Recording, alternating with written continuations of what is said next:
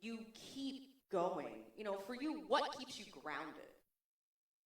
I would say, firstly, my family, the people around me, my support system. I'm incredibly lucky to have people around me and close to me that keep me in check and remind me that I do this because I love it, and I do it because it makes me feel like the best version of myself. And it's a big old world we live in, and it's easy to get caught up in the minutia of life itself.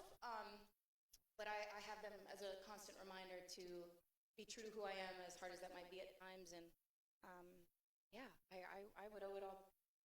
I love that. Family is key. And you have joined a lot of amazing families, including the Marvel family. And we have to talk about our two most recent characters that folks are, yeah, no, you can clap, it's fine. Don't be quiet. They're so polite. Y'all are so polite to me. No, clap. And probably, it might be one of the two most cosplayed characters. And I say this as a person who judges cosplay contests. Okay. Kate Bishop and Gwen Stacy. Let's go. Okay.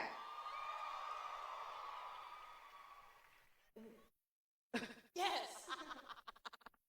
You know, how has it been, one, just entering this world that is just vibrant and brilliant and fast-paced, but also like seeing yourself cosplayed all over the place? That part is probably one of the craziest parts. It is so wild. Again, I feel like I'm lucky enough to work on these projects that I love. I get to play characters that I resonate with, that I feel close to, and then beyond that, it enters your lives and your homes and your phones and however, you know, your reading materials, whatever it is, and it gets to make an impact for you, and I get to be a small part of that. And that to me is just like the most insane thing. And I've had the best time being here in San Antonio at this con. It's been so wonderful to meet all of you guys and see all of you, and the effort that you put into the costumes and the detail, and just the love and the support is truly felt, and I'm so, so grateful.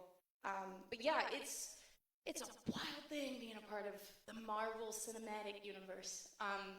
It's been an absolute dream come true, and while it is a big universe, it feels like you're on just your own little planet, and you have your own little family. And when we did Hawkeye, that's exactly what it felt like. It was intimate, and it was special, and every single person involved cared so much about making the best possible project for all of you. And I think that's been a really important thing for me too, is doing these characters justice, because they are so loved, and I understand exactly why, and I can only hope that I can add to that. So I'm glad you brought up Kate Bishop. Literally the most polite audience ever. I mean, nice. All right, Texas. Hello. So let's go to Kate Bishop, because for folks who are Kate Bishop fans, it is hardcore. Only more hardcore of those who love Lucky Dog. Pizza. So, you know, what I've kind of heard is that you really threw yourself into this role. You had to learn some new things. There's a lot of physicality that comes with this. Obviously, you are a superhero and a baddie. You know, for you, what did it look like training? And do you feel like that's now been advantageous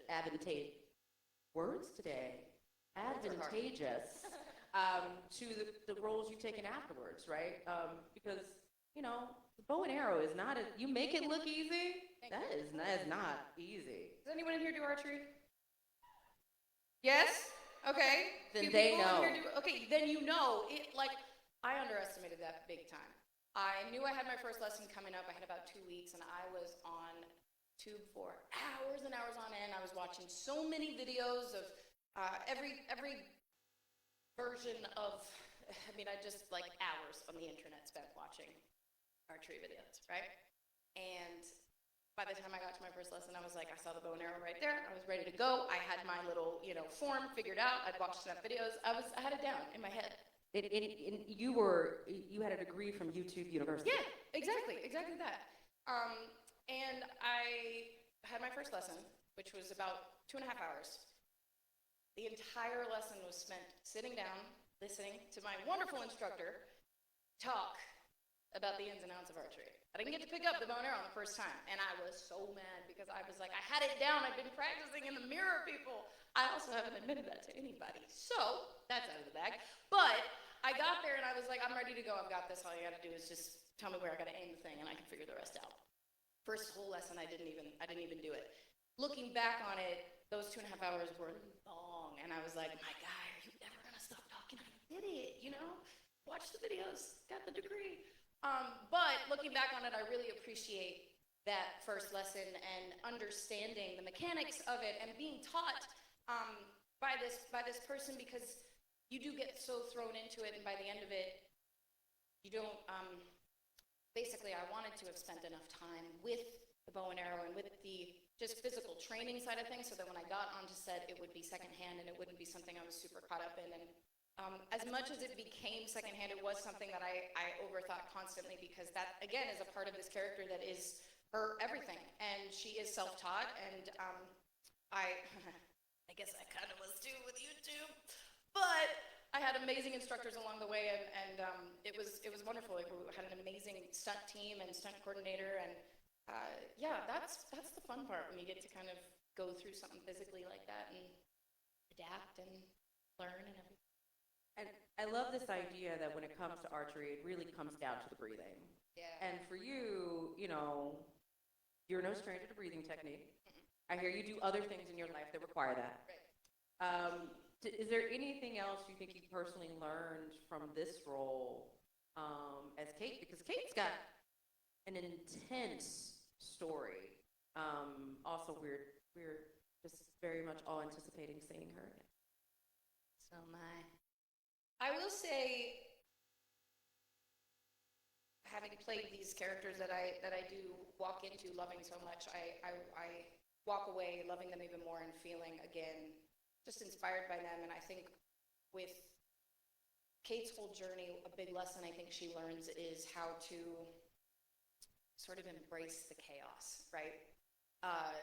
She's very easily excitable, which I am too.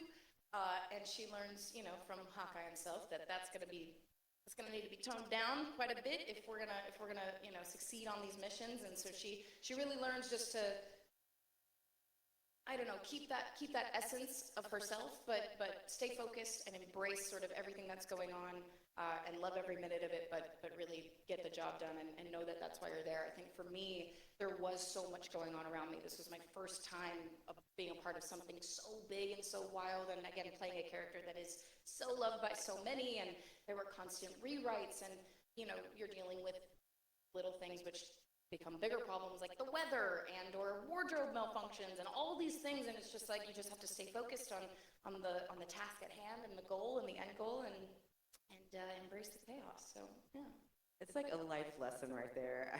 I'm gonna go home and write that down. So let's switch over to Spider-Man Across the Spider-Verse.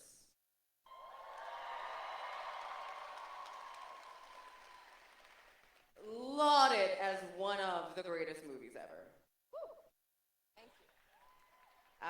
So you pop out on stage, well, not stage, you pop out onto the screen as Wanda.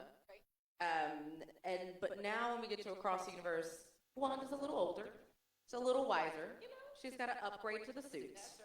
That's right. As you're now going into this next phase, what was it like seeing this new, older, wiser version of Gwen for the first time? Oh man, any time during the process of both of these films, any little sneak peek, tidbit, sketch, previs that we get to see, it's a dream, right? And when I saw the very first sort of rough sketch of Gwen in Across the Spider-Verse, I think throughout the entire process of making this film, I kept feeling like I didn't know that they could do that or outdo themselves from the first one, right? Everything is so elevated. It's so much more elevated. It already was to begin with. But I was so excited to learn that we were going to dig a little deeper into Gwen's life and her origin story. And has anybody here not seen the film? Whoa, that's crazy! Oh my God, that was the only there time. was silence. That's the only time I'm going to be okay with y'all being that silent. That is cool. So they all know that like. So they all know that like we're like Gwen. That's right. I know. So then when I saw it for the first time, I was like, so, I mean, obviously I have an idea of what's going on in this thing as we're doing it, but we're recording for 4 years, and sometimes it's, 4 years on one scene. And that intro